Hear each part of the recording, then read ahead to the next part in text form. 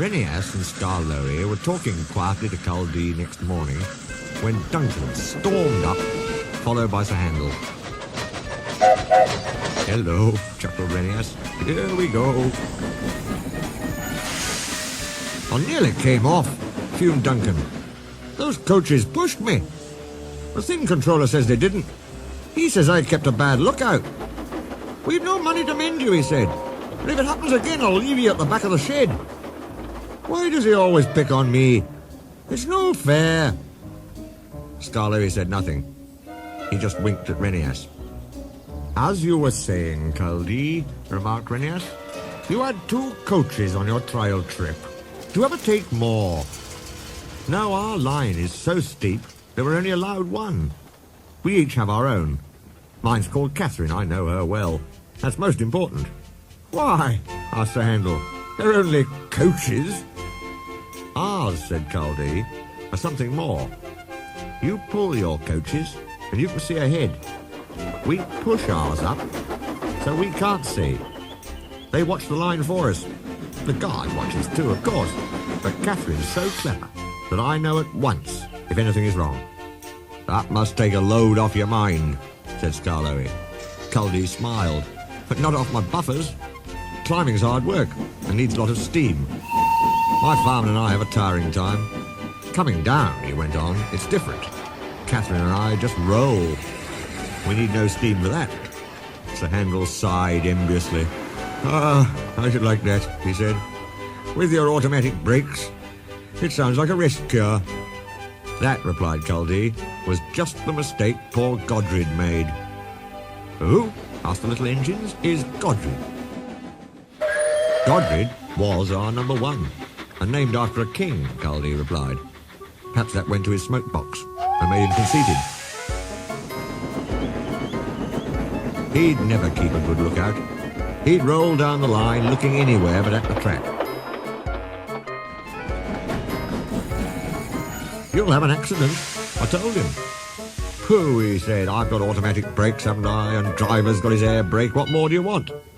"More sense from you," I said. "No engine can stop at once if he isn't ready to obey his driver's controls." "The first thing a young engine learns," agreed Skarloey.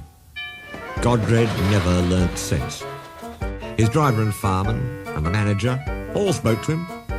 They even took him to pieces to see if anything was wrong. But he still went on in the same old way.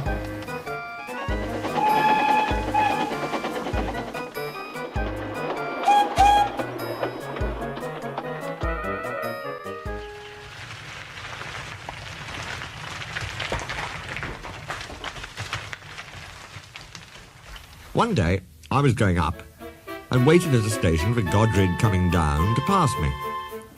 As I waited, so it happened.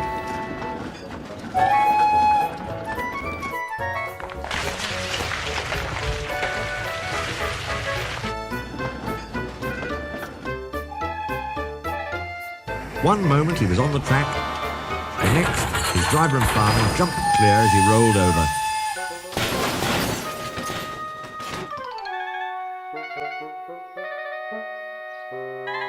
No one was hurt.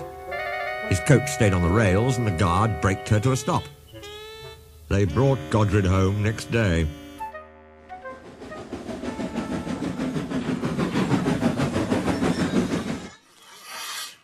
"We've no money to mend you," said our manager, "so you'll go to the back of the shed." As time went on, poor Godred got smaller and smaller, till nothing was left. What happened?" asked Duncan anxiously. "It's not nice to talk about," said Culdee. "But what happened? Why isn't it nice?"